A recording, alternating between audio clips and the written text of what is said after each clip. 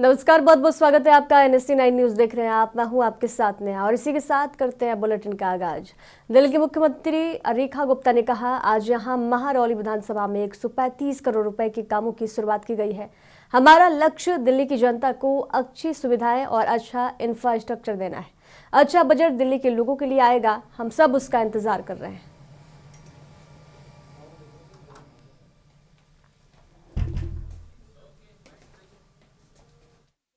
दिल्ली के हिस्से के दिल्ली वासियों के अधिकार के काम हैं जो बहुत पहले हो जाने चाहिए थे। वर्षों से जिस इच्छा के साथ, जिस अभिलाषा के साथ में दिल्ली वासी इंतजार कर रहे थे कि उनके यहाँ पानी की लाइनें हो, उनके यहाँ नई सीवर की लाइनें हो, उनके यहाँ पे सड़कें ठीक ठाक बने, नालों का पुनरुद्धार हो, परंतु कभी पिछली सरकार ने न उनके विधायकों ने अपने क्षेत्र की ओर ध्यान दिया। अब हर एक विधानसभा में हमारे 100 करोड़ से अधिक के काम हो रहे हैं। आज भी हमने 135 करोड़ के काम इस महरौली विधानसभा में उसका शुरुआत की है और अन्य काम भी पाइपलाइन में है जो टेंडर प्रक्रिया में अभी चल रहे हैं। ये सारे काम जब जमीन पे दिखाई देने लगेंगे तो क्षेत्र की जनता जिस सुविधा के लिए वर्षों से तरस रही थी वो उनको मिल पाएगी। इस 11 महीने में हमारा यही लक्ष्य रहा कि हम दिल्ली की जनता को बेहतर सुविधाएं दें। खबर उत्तराखंड के पौड़ी से है, जहां मुख्यमंत्री पुष्कर सिंह धामी ने पौड़ी गढ़वाल के कोटद्वार में मशहूर सिद्धबली हनुमान मंदिर में पूजा अर्चना की और राज्य और यहां के लोगों की सुख समृद्धि के लिए प्रार्थना की।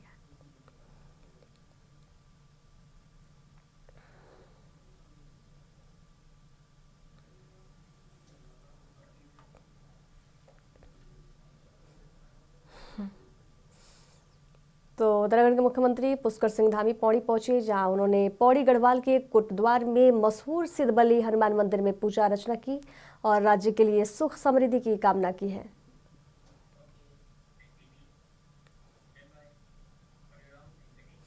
भारत इस फरवरी में दुनिया के सबसे बड़े AI शिखर सम्मेलन की मेजबानी कर रहा है। 100 से अधिक देशों के प्रतिनिधि इसमें भाग लेंगे और 15 से अधिक राष्ट्राध्यक्ष भी इसमें मौजूद होंगे। ये सम्मेलन वैश्विक तकनीकी सहयोग और AI के भविष्य पर अहम चर्चा का मंच बनेगा। ये बातें केंद्रीय मंत्री अश्विनी वैष्णव ने कही।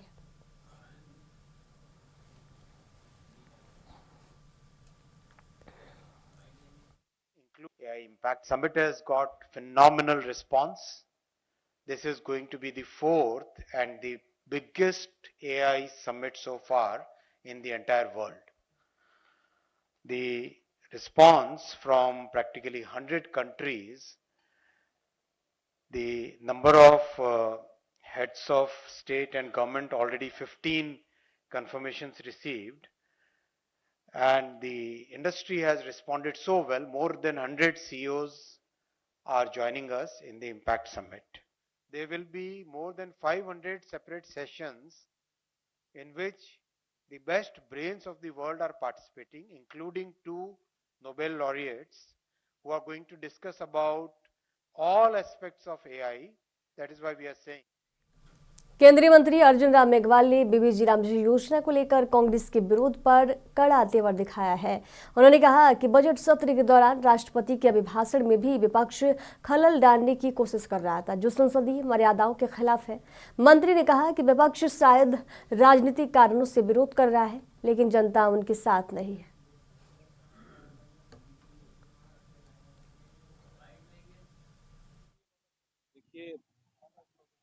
मनरेगा का विरोध कांग्रेस कर रही है, जैसा आप कह रहे हो।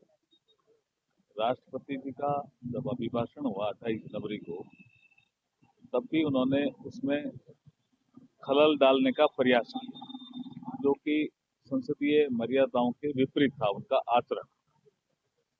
कांग्रेस और कुछ ऐसे दल, उन्होंने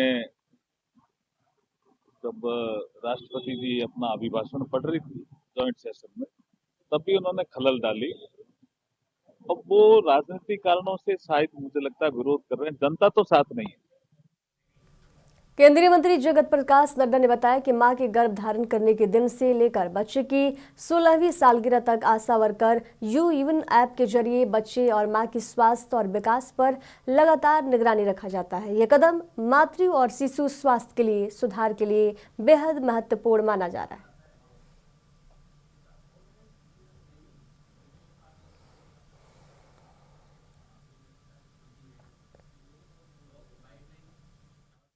बतौर स्वास्थ्य मंत्री पूरी जिम्मेवारी के साथ बोल रहा हूं, क्योंकि गुड न्यूज़ लोगों को मालूम नहीं होती और बैड न्यूज़ ट्रैवल्स फास्टर। हम लाखों लोगों का इलाज करते हैं, उसकी चर्चा नहीं होती, लेकिन एक केस बिगड़ जाए तो वो डे ऑफ द न्यूज़ बनता है। लेकिन मैं आपको इस बारे में बताना चाहता हूं कि आज भारत में जिस दिन मां कंसीव करती है उस दिन से लेकर जब तक बच्चा 16 साल का नहीं होता है उसकी पूरी ट्रैकिंग भारत सरकार करती है। इसको हमको समझ लेना चाहिए। यह बदला हुआ भारत है मोदी जी के नेतृत्व में, यह बदली हुई स्थिति है।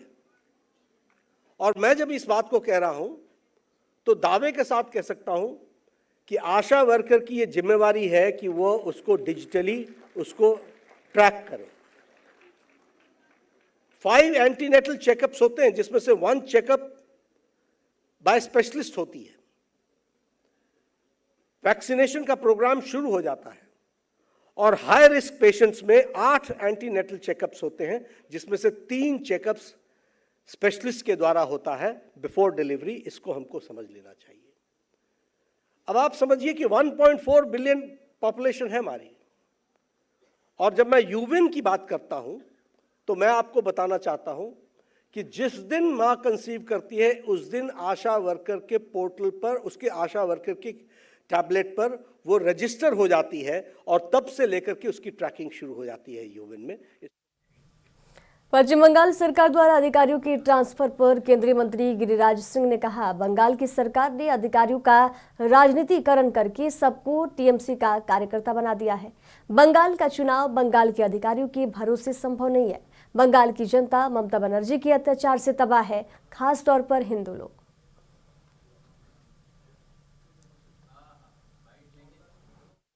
देखिए, बंगाल में बंगाल की सरकार ने ब्यूरोक्रेट्स को पॉलिटिकलाइज कर दिया, सबको टीएमसी का वर्कर बना दिया, और वो बंगाल का चुनाव बंगाल के अधिकारियों के भरोसे संभव नहीं है।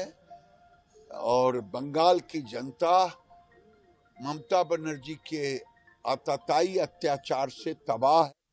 कांग्रेस नेता टीएस सिंहदेव ने केंद्रीय बजट 2026 पर कहा, इस बजट से ज्यादा उम्मीद तो नहीं, क्योंकि चुनाव से पहले के बजट में कुछ राहतों की बात होती है। बाकी जो बजट रहते हैं वे सरकार की नीतियां रहती हैं, उसको आगे ले जाने तक कार्य सीमित रह जाती है। ये बजट करीब 50 लाख करोड़ के आसपास का बजट है, तो ये 100 करोड़ का होने वाला है, ये 60 करोड़ का होने वाला है। ऐसा लगता है जितनी महंगाई बढ़ती है करीब करीब उतना ही बजट बढ़ रहा है।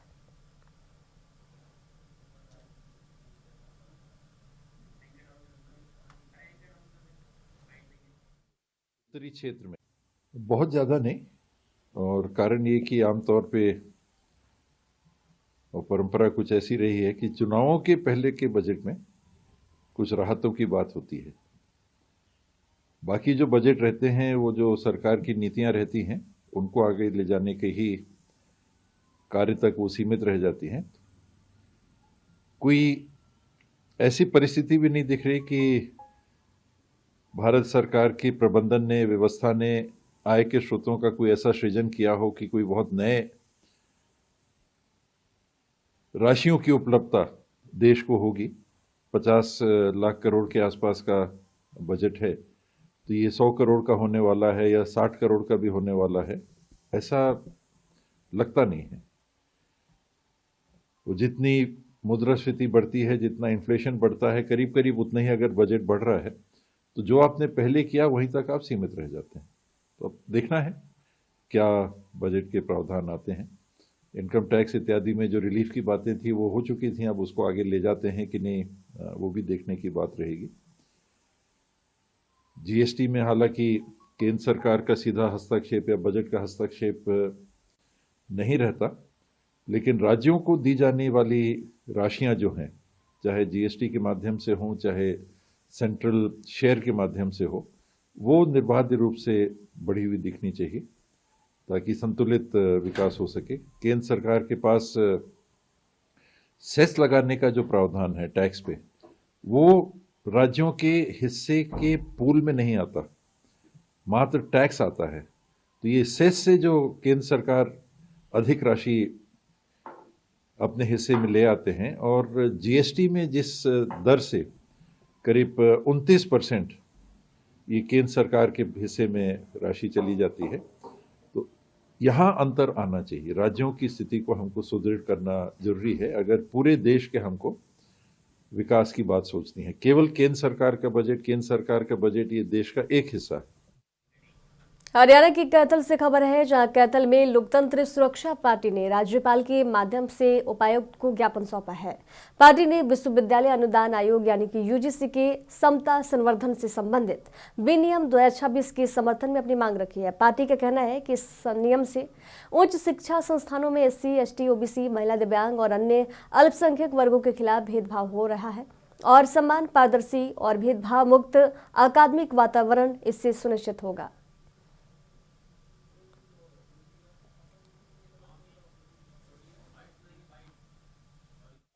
जो हमारी भारत सरकार जो कानून लेके आई है यूजीसी, ये इसके पक्ष में और इसके समर्थन में हम तहे दिल से हम भारत सरकार माननीय प्रधानमंत्री नरेंद्र मोदी जी का हम स्वागत करते हैं। क्या फैसला लेके आया है? यूजीसी का मतलब है यूनिवर्सिटी ग्रांट कमीशन। क्या फैसला लेके, क्या नियम बनाए हैं यूजीसी ने जो आपके पक्ष में जो ओबीसी, एसटी और मिनोरिटी के पक्ष में जो नियम बनाए हैं सरकार ने, तो इसमें जो यूनिवर्सिटी में और कॉलेजों में और जितने भी शिक्षा संस्थान है उनमें इन बच्चों को समानता का अधिकार और बराबर की हिस्सेदारी का जो बिल लेके आई सरकार, इसके पक्ष में हम लघु में मुद्दा की कल यूजीसी पर फैसला भी आया है, सुप्रीम कोर्ट ने रोक लगाई है, कह रहे कुछ नियम लागू करेंगे।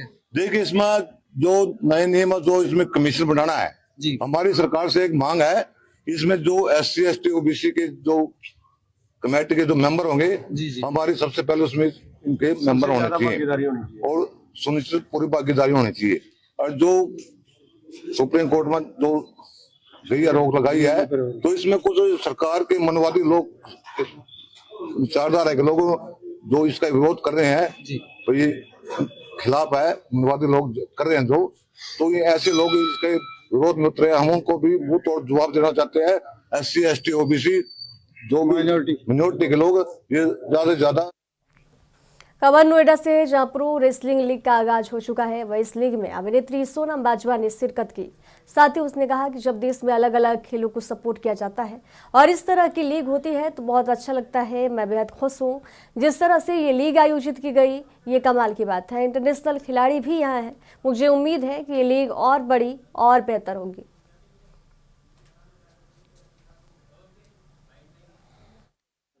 मुझे पर्सनली बहुत खुशी होती है जब हमारे देश में अलग अलग स्पोर्ट्स को सपोर्ट किया जाता है और इस तरह के लीग्स होते हैं। So I am personally very happy and I just saw the way it's organize, it's amazing. International players भी आए हैं जो इस लीग का हिस्सा हैं, तो बहुत खुशी की बात है, बहुत अच्छा लग रहा है। I think this is a very very amazing thing to happen in the world of sports in India. तो मैं बहुत खुश हूँ एंड आई होप द 1 फरवरी को पेश होने वाले बजट के बाद सोना चांदी खरीदना सस्ता हो सकता है। सरकार इस पर लगने वाले कस्टम ड्यूटी को 6% से घटाकर 4% कर सकती है। बजट को लेकर दुकानदार और अध्यापक ने अपनी अपनी राय दी है। अध्यापकों का कहना है कि बजट को लेकर सभी की निगाहें टिकी हुई है, परंतु बजट जो है गरीब और मध्यम वर्ग के लिए फायदेमंद होना चाहिए। बजट तैयार करते समय शिक्षा में स्वास्थ्य पर ज्यादा ध्यान देना चाहिए। बजट है वो ऐसा होना चाहिए कि जिससे महंगाई कम हो, क्योंकि महंगाई बढ़ती जा रही है। रोज़मर्रा की जो ज़रूरतों हैं उन पर फोकस होना चाहिए। एक आम आदमी के जो कंट्रोल का जो बजट होना चाहिए, मध्यम वर्ग और गरीब वर्ग को सीधी राहत मिलनी चाहिए। और जो बजट का जो मेन जो पॉइंट है वो है हमारी शिक्षा और स्वास्थ्य। शिक्षा पर अधिक खर्च होना चाहिए ताकि हर बच्चे को गुणवत्ता की शिक्षा मिले, और स्वास्थ्य सेवाएं, खासकर ग्रामीण क्षेत्रों में स्वास्थ्य सेवाओं की बहुत कमी रहती है। उन्हें जो है इलाज के लिए शहरों में और बहुत दूर दूर तक जाना पड़ता है। तो स्वास्थ्य पर बहुत ज़्यादा अच्छा खर्च होना चाहिए। किसानों के लिए उचित मूल्य, समर्थन मूल्य मिलना चाहिए, सस्ती खाद, बीज और सिंचाई सुविधाएं मिलनी चाहिए। पिछले साल जो बजट पेश हुआ था वो काफ़ी अच्छा था, और जिसमें सबसे मेन पॉइंट था कि 12 लाख तक की इनकम वो टैक्स फ्री।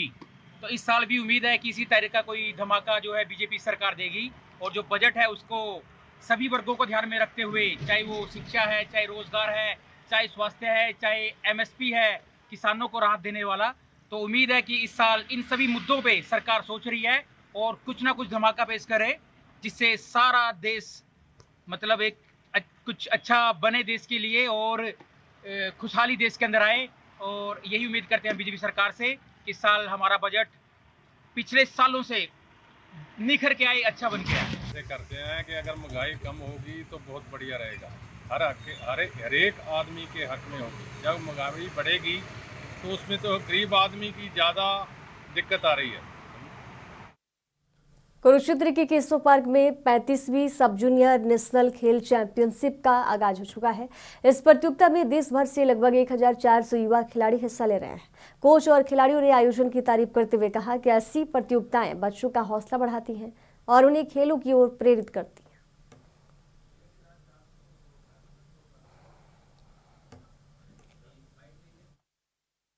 मैं इसमें करती हूँ, और पिछले साल झारखंड में नेशनल था वो भी खेली, और बेंगलोर में था वो भी खेली। कैसा लगता है खो खो का? अच्छा लगता है। और बच्चों को खेलना चाहिए। हाँ, खो खो खेल कैसा लगता है? खो खो खेल अच्छा लगता है। हम कोल्हापुर से आए हूँ। कब तक खेल रहे हो अभी तक? गुजरात लीग। मैं कोल्हापुर स्टेट से पार्टिसिपेट हुआ हूँ एज ए कोच। हमारी टीम भी लड़कियां और लड़कों की दोनों टीम पार्टिसिपेट हुई है इस प्रतियोगिता में। 35 जो जूनियर सब जूनियर नेशनल जो चालू है, ये यहाँ ग्राउंड की और सब की एकदम बेस्ट इंतजाम किया है इन लोगों ने। कितने खिलाड़ी साथ में लेकर आए आप? हम टोटल 30 खिलाड़ी साथ आए हैं, और 2 कोच और दो टीम के 2 मैनेजर और हमारे साहब। वो सब क्या कहेंगे, खो खो का जो प्रतियोगिता है, जो मैच है, वो विलुप्त कार पर है। तो कहीं ना कहीं जिस प्रकार से ऐसे जो प्रतियोगिता है, हाँ, जो अभी प्रतियोगिता हो रही है, ये साल ऐसे ही होना चाहिए और ज्यादातर अंडर 14 पे ध्यान देना चाहिए। हरियाणा के अंबाला जिले का गनीखेड़ा गांव अब चर्चा में है। यहाँ ग्राम पंचायत ने एक अनोखा फैसला लिया है। घर के बाहर पढ़ी लिखी बेटियों और बहुओं के नाम की नेम प्लेट लगाई जा रही है। इससे न केवल बेटियों और बहुओं को गर्व महसूस हो रहा है, बल्कि गांव के अन्य लोग भी इस कदम से प्रेरित हो रहे हैं। पंचायत ने कम से कम ग्रेजुएशन की पढ़ाई पूरी करने वाली 30 बेटियों और बहुओं की पहचान कर उनके नाम की प्लेट घर के मुख्य द्वार पर लगवाई है। सरपंच परवीन धीमान ने कहा कि इससे बेटियों को आगे बढ़ने की प्रेरणा मिलेगी और अन्य गांवों को भी ये कदम उठाने के लिए प्रेरित किया जा सकता है।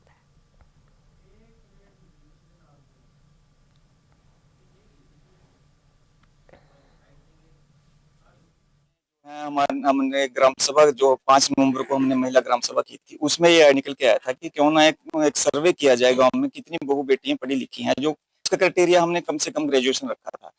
तो इसके बाद हमने सभी बच्चों के सहयोग से, जिसमें अनिल कुमार जी हैं, मनोज जी हैं और श्रीमती रुल देवी जी हैं, नीतू जी हैं, पूजा है और हमारे ग्राम सचिव लोकवीर जी हैं, उन सब के सहयोग से हमने सर्वे किया। सर्वे में हमारे सामने आया कि 30 हमारे गांव में 30 बहु बेटियां ऐसी हैं जो कम से ग्रेजुएशन है। उसके बाद post graduation, master degree, MSc, MCom वगैरह जो भी है उनके पास डिग्री। तो ये आइडिया आया था कि क्यों ना इनके नाम की प्लेट बनवाई जाए जिसपे उसकी एजुकेशन भी अंकित हो और उनकी आवास के बाहर ये लगाई जाए, ताकि लोगों को भी पता चले कि इस गली में, इस मोहल्ले में इतनी बहु बेटियां जो हैं वो पढ़ी लिखी हैं। मेरे को बहुत अच्छा लग रहा है। ये हमारे गांव की पंचायत, ग्राम पंचायत ने बहुत अच्छा काम किया है। गांव की बेटियों और बहुओं के लिए एक अलग पहचान मिली है। नहीं सर, वहाँ पे ऐसा कुछ नहीं था। ये शायद मतलब कि पूरे इंडिया का पहला गांव है जहाँ पे घर के सामने औरतों के नाम नेम प्लेट लगी है। कितना गर्व महसूस होता है बाहर नेम प्लेट लगी है? सर बहुत अच्छा लगता है, बस बता नहीं सकते, शब्दों में बयान नहीं कर सकते इस चीज को। सर बेटियों के लिए तो यही है कि वो पढ़ लिख के अपने गांव का नाम रोशन करे, अपने मम्मी पापा का नाम रोशन करे। सर बिल्कुल बहुत अच्छा लगता है, क्योंकि ये ऐसी बात है जो बहुत पहली बार हो रही है। सो आज से पहले हमने ये ना सुना था ना देखा था। सो हम सबके लिए एक बहुत प्राउड फीलिंग है इस चीज को लेकर, और हम यही कहेंगे कि एक बहुत सराहनीय कदम है। नेम प्लेट देखकर मुझे बहुत अच्छा फील होता है, और मतलब आगे स्टडी करने का भी बहुत अच्छा फील होता है, और आगे तक स्टडी करनी है, हमें यूपीएससी का एग्जाम भी क्रैक करना है, और सब बच्चों को बहुत अच्छा फील होता है, गांव वालों को भी बहुत अच्छा फील होता है, मेरे पेरेंट्स को भी अच्छा फील होता है। सर मेरे को देखकर ना बहुत अच्छा लगा, बहुत अच्छा फील हुआ। हमारी जो ग्राम पंचायत ने ये कदम उठाया, क्योंकि पूरे वर्ल्ड में किसी भी जगह पर ये नेम प्लेट नहीं लगी, सिर्फ हमारे गांव में। कई टाइम में इस गांव का नाम भी नहीं पता था, और अब इस नाम का पता सारे जगह पता चला गया है, और हमको बहुत अच्छा फील हो रहा है। बहुत अच्छा फील हो रहा है। हमें पहले लगता था कि यार हमने पढ़ाई की है बस ऐसे ही, पिछली लड़कियों ने जो भी पढ़ाई की है बहुत मतलब कि ऐसे ही होता था कि पढ़ाई कर ली तो चलो ठीक है, पर आगे वाली लड़कियों को ऐसे फील हो रहा है, हमें भी फील हो रहा है कि हमने पढ़ा, आगे हम और पढ़ें। जिन्होंने एक नया कदम उठाया, लड़कियों को एक पहचान दी शिक्षा के क्षेत्र में, जो दिखाता है कि यहाँ गांव खेड़ा में बहुत ही पढ़ी लिखी लड़कियां, महिलाएं हैं, जिसे देखकर बहुत ही अच्छा लग रहा है। और लड़कियों को यही संदेश है कि ज्यादा से ज्यादा पढ़े, अपनी एक अलग पहचान बनाए। लोगों का पढ़ना बहुत जरूरी है, क्योंकि मेरठ में कोहरे के कारण NH58 पर नगली गेट के पास दर्जनों वाहन आपस में टकरा गए। हादसे में कोई बड़ा नुकसान नहीं हुआ, लेकिन जाम जरूर लग गया। पुलिस ने घटनास्थल पर पहुंचकर क्षतिग्रस्त वाहनों को हटवाया है और पीछे से रोक कर आने वाली वाहनों को दूसरी दिशा में निकलवाया गया।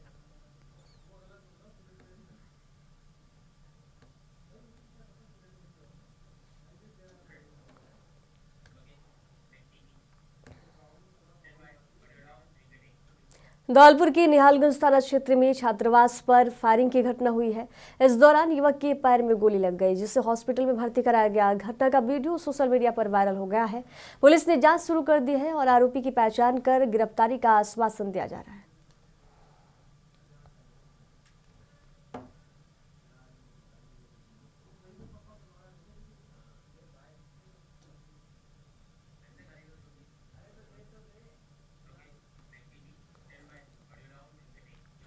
बहराइच के रुपईडीहा इलाके में एक दुखद हादसा हुआ। बाबागंज मल्हीपुर मार्ग पर एक तेज रफ्तार निजी बस ने एक बाइक को टक्कर मार दी।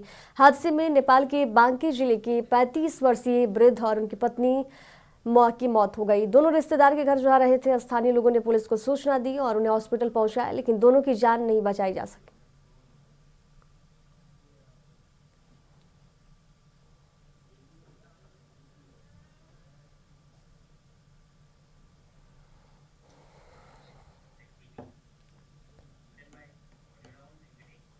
आगरा के थाना खदौली क्षेत्र की जलेसर मार्ग पर भीषण सड़क हादसा हुआ।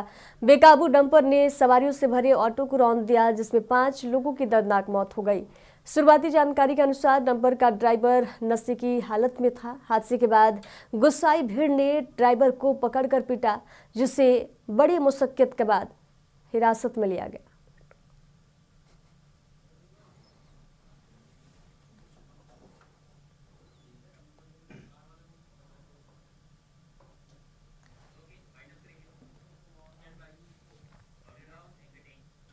खबरों के सफर में दीजिए जाने की इजाजत। देखते रहिए NSC 9 न्यूज। नमस्कार।